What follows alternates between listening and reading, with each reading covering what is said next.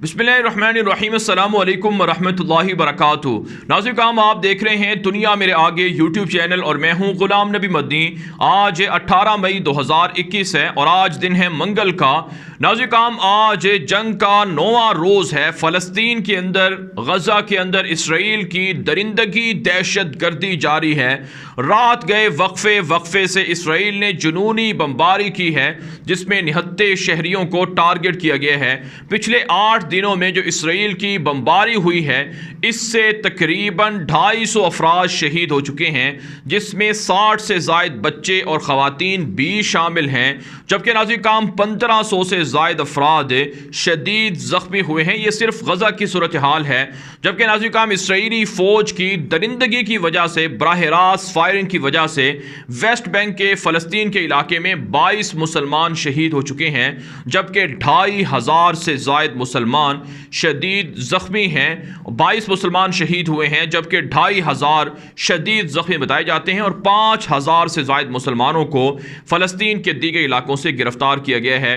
नाज़रीन, आज फ़लस्तीन की तारीख़ की तारीख़ी हड़ताल शुरू हो रही है, जो 1936 के बाद एक बहुत बड़ी हड़ताल है, जिसमें पूरे फ़लस्तीन को, जहाँ जहाँ पर इसराइल की यहूदियों का कब्ज़ा है, जो इसराइल के कब्ज़े में शहर हैं, वहाँ पर हड़ताल हो रही है। हर तरह की मामूलाते ज़िंदगी को बंद किया जा रहा है। मार्केटें, दुकानें, गाड़ियाँ, बाज़ार सब कुछ बंद होगा। जो इस वक्त हमारे पास रिपोर्ट सामने आ रही हैं कि 1936 के बाद ये जो तारीख़ी हड़ताल हो रही है, इससे इसराइल को बेहद नुकसान होगा। नाज़रीन, जो आदाद व शुमार सामने आ रहे हैं कि इसराइल को योमिया तकरीबन $100 मिलियन का नुकसान हो रहा है और इसराइल की जो फैक्ट्रियां हैं, इसराइल की जो गैस निकालने वाली जगह हैं, जहां से पाइपलाइन गुजरती है, ऑयल रिफाइनरीज हैं और इसी तरह से एयरपोर्ट्स हैं और जो दीगर मार्केटें हैं, बाजार हैं, ये सब कुछ बंद हैं। जो आदाद शुमार सामने आ रहे हैं कि पिछले 8 दिनों में इसराइल को $4 अरब से जायद का नुकसान हो चुका है और इसराइल की जानिब से कहा जा रहा है कि हमारे 10 इसराइली शहरी हलाक हुए हैं, जबकि 250 से 300 के करीब लोग जख्मी हैं। लेकिन नाज़रीन, हमारे ज़राए बताते हैं, जो इसराइल के अंदर हैं, वो इस बात की तस्दीक कर रहे हैं कि इसराइल के 1000 नहीं बल्कि 1500 के करीब यहूदी शहरी जख्मी हुए हैं, जबकि 150 के करीब इसराइली यहूदी हलाक भी हुए हैं, जिनके बारे में इसराइली मीडिया और इसराइली हुकूमत झूठ बोल रही है। तो यूँ नाज़रीन, वक्फे से इसराइल की जुनूनी बमबारी गज़ा पर भी जारी है और गज़ा से हमास के लोगों की जानिब से इसराइल से बदला भी लिया जा रहा है और इसराइल के बड़े बड़े शहरों को तबाह बर्बाद कर दिया गया है।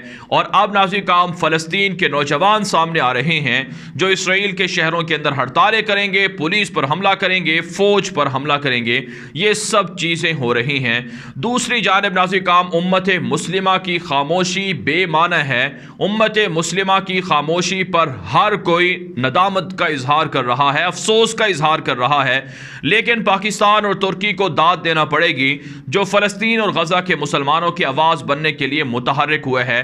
पाकिस्तान की पार्लियामेंट के अंदर मुत्तफ़िका करारदाद मंजूर की गई है कि फौरी तौर पर पाकिस्तान इसराइल के मज़ालिम रुकवाने के लिए अपना किरदार अदा करेगा। फ़लस्तीनियों की जद्दोजहद आज़ादी को सपोर्ट किया जाता रहेगा। इसराइल की वहशी दरिंदगी के खिलाफ पूरी दुनिया को साथ मिलाया जाएगा।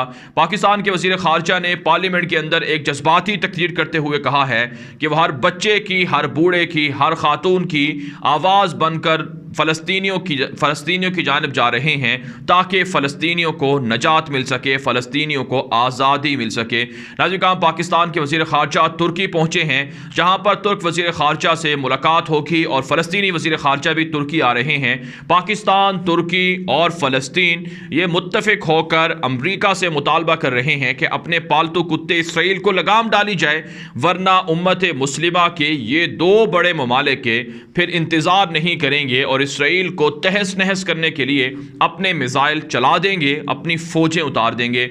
नाज़रीन, इस वक्त जो मेरे पास रिपोर्ट सामने आ रही हैं कि फ़लस्तीन के अंदर तुर्की अपनी फौजें उतारने जा रहा है। तुर्की के जो फौजी अहदेदार हैं, खुफिया जो इंटेलिजेंस के लोग हैं, जो तैयब एर्दोगान के करीबी साथी हैं, उन्होंने मशवरा दिया है कि जिस तरह से लीबिया के अंदर तुर्की ने समंदरी एग्रीमेंट किए हैं, बाहरी एग्रीमेंट किए हैं, जिसके बाद तुर्की की फ़ौजें लीबिया के अंदर मौजूद हैं, जिसके बाद तुर्की ने अपनी फ़ौजें लीबिया के अंदर उतार रखी हैं और गुज़श्ता 3 साल से तुर्की की फ़ौजें काम कर रही हैं। यूरोप की, यहूदियों की और ईसाइयों की साजिशें नाकाम हो रही हैं लीबिया के अंदर।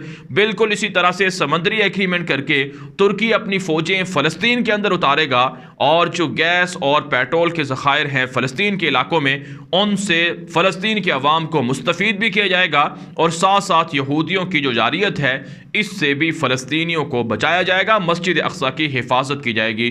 नाज़रीन, काम इस वक्त ज़रूरी है कि तुर्की पाकिस्तान की मदद से ये काम कर जाए ताकि फ़लस्तीन के ख़िलाफ़ जो यहूदियों के मज़ालिम हैं। नाज़रीन, काम आप जानते हैं ये जंग कोई सियासी जंग नहीं है, बल्कि ये मजहबी जंग है और ये नज़रियाती जंग है। इसराइल के यहूदियों का ख्वाब है कि जब तक फ़लस्तीन को हासिल नहीं किया जाएगा, मस्जिद अक़सा को नहीं गिराया जाएगा, यहाँ पर यहूदियों का थर्ड टेंपल तामीर नहीं होगा, तब तक वो दुनिया के अंदर सुरखुरू नहीं होंगे, दुनिया के अंदर उनकी हुकूमत नहीं आएगी, उनका मसीहा दज्जाल नहीं आएगा। इसलिए वो नज़रियाती तौर पर मुसलमानों को मार रहे हैं, पीट रहे हैं, उनकी ज़मीनों पर कब्जा कर रहे हैं और मस्जिद अक़सा को गिराने की साजिश कर रहे हैं। लेकिन पाकिस्तान और तुर्की इसराइल को रोक सकते हैं। पाकिस्तान और तुर्की इसराइल के खिलाफ हर तरह का काम कर सकते हैं क्योंकि इनके पास ताकत है, इनके पास सलाहियत है। यहां पर नाज़रीन काम डॉक्टर महातीर मोहम्मद जो मलेशिया के वज़ीर आज़म हैं, उन्होंने भी पाकिस्तान के वज़ीर आज़म इमरान खान को फ़ोन किए हैं और कहा है कि तुर्की के साथ मिलकर नया ब्लॉक बनाया जाए। आप जानते हैं डॉक्टर महातीर मोहम्मद को इक़्तिदार से अलग कर दिया गया और ये भी साजिशों के बाद ही अलग किया गया था, लेकिन पाकिस्तान, तुर्की, मलेशिया एक ब्लॉक बनाना चाहते थे जो OIC से हटकर मुसलमानों की नुमाइंदगी करे, क्योंकि नाज़रीन काम OIC में अरब ममालिक शामिल हैं और ये अरब ममालिक इस कदर बेहिस हैं कि इन्हें अपने मफादात अजीज़ हैं। ये अमरीका से डरते हैं, ये यूरोप से डरते हैं और ये इसराइल से डरते हैं। इसलिए महज मजम्मतों से OIC, मजम्मतों के अलावा OIC कुछ नहीं कर सकी है। लेकिन बहरहाल नाज़रीन काम पाकिस्तान और तुर्की का मुत्तफिक होना, मुत्तहिद होना, ये फ़लस्तीन के लिए नेक शगुन है। पाकिस्तान की इमदादी टीमें भी फ़लस्तीन रवाना हो रही हैं और तुर्की और पाकिस्तान की फ़ौजें भी जल्द फ़लस्तीन रवाना होंगी, मस्जिद अक़सा की हिफाजत करेंगी और यहूदियों के मज़ालिम को अब नहीं चलने दिया जाएगा। नाज़रीन काम यहाँ पर आलमी मंजरनामे को जिक्र करना भी ज़रूरी है। आलमी सतह पर फ़लस्तीन के हक़ में मूवमेंट बढ़ रही है, दुनिया भर के अंदर एहतजाज हो रहा है, हर मुल्क के अंदर फ़लस्तीन के हक़ में लोग सड़कों पर हैं, इसराइल की दरिंदगी और दहशत गर्दी की मजम्मत की जा रही है। लेकिन नाज़रीन काम अमरीका बदमाश इसराइल की खुल कर हिमायत कर रहा है। नाज़रीन काम 7 दिनों के अंदर 3 बार सलामती कौंसिल की करारदादों को अमरीका रुकवा चुका है। इन करारदादों के अंदर इसराइल की मजम्मत की गई थी। इसराइल जो बच्चों पर बमबारी करके उन्हें शहीद कर रहा है, इसे दरिंदगी और जंगी जराइम करार दिया गया था। लेकिन नाज़रीन काम अमरीका की जानिब से ये करारदादें रुकवाई जा रही हैं और अमरीका इसराइल के ख़िलाफ़ कोई बड़ा इक़दाम नहीं उठाने दे रहा है। अगरचे नाज़रीन काम चीन पाकिस्तान के हक़ में है और चीन पाकिस्तान के साथ मिलकर इसराइल के खिलाफ और अमेरिका के खिलाफ प्रेशर बढ़ा रहा है, लेकिन बहरहाल नाज़रीन काम अमेरिका बदमाशी कर रहा है। यहाँ तक कि नाज़रीन काम अमेरिका की जानिब से जो $735 मिलियन का असलहा इसराइल को बेचने की मंजूरी दी गई है, इस पर भी दुनिया भर में मजम्मत हो रही है। ख़ुद अमेरिका के अंदर सेनेटर्स हैं, कांग्रेस के लोग हैं, हुकूमती अरकान हैं जो मजम्मत कर रहे हैं जो बाइडन हुकूमत की, कि जो बाइडन हुकूमत इसराइल की नाजायज़ हिमायत करके इसराइल को जंगी जराइम पर उभार रहा है। इस हवाले से नाज़रीन काम जो अमेरिका की कांग्रेस की मेंबर हैं, खातून मेंबर हैं, मुसलमान हैं, इल्हान उमर, रशिदा तुलेब, इनकी जानिब से भी मजम्मत की गई है और कहा गया है कि अगरचे वो उनकी अपनी पार्टी के सदर हैं, लेकिन बहरहाल वो इस मामले को कांग्रेस में उठाएंगे कि $735 मिलियन का असलहा इसराइल को किस वजह से बेचा जा रहा है। तो इससे नाज़रीन आप अंदाज़ा लगा सकते हैं कि अमेरिका, यूरोप इसराइल की मदद के लिए अपनी फ़ौजें और असलहा इसराइल भिजवा रहे हैं, जबकि मुसलमान ख्वाब ख्वाब गफलत में हैं। मुसलमानों को जागना है, इस जंग को जीतना है, फ़लस्तीनियों को आज़ादी दिलवानी है। गज़ा के निहत्ते मुसलमान अब तक के इस बमबारी की वजह से जो तादाद सामने आ रही है वो 50,000 से ज़ायद की है। यानी 50,000 से ज़ायद मुसलमान मुहाजिर बन चुके हैं, रेफ्यूजी हो चुके हैं, अपने घरों से बेघर हो चुके हैं और वक्फे से ये जंग जारी है जिसमें मुसलमानों को शहीद किया जा रहा है, बच्चों को शहीद किया जा रहा है, अस्पतालों को शहीद किया जा रहा है। नाज़िकाम ऐसी तस्वीर सामने आ रही हैं कि सिर्फ एक ही अस्पताल था जहां पर कोरोना के हवाले से टेस्टिंग होती थी, उसे भी शहीद कर दिया गया है। जो मीडिया के दफातर हैं और इसी तरह से दीगर जो इंसानी हकूक़ के इदारे हैं उनको भी तबाह किया जा रहा है। नाज़िकाम इस जुल्म का नाज़िकाम इस जुल्म का खात्मा ज़रूर होना है, ज़ालिमों का अंजाम इबरतनाक होना है, लेकिन कामयाब वो लोग हैं जो इस जंग के अंदर शिरकत करके मज़लूमों का साथ दे रहे हैं और यकीनन खराज तासीन के मुस्तहिक वो लोग हैं जो शहादतें पेश कर रहे हैं, जो किसी न किसी तरह से इसराइल के ख़िलाफ़ फ़लस्तीनियों के हक़ में अपना काम कर रहे हैं। नाज़िकाम यहाँ मुझसे बहुत से लोग सवाल कर रहे हैं कि हम फ़लस्तीन के गज़ा के मुसलमानों की कैसे मदद कर सकते हैं। नाज़िकाम हर तरह से मदद की जा सकती है।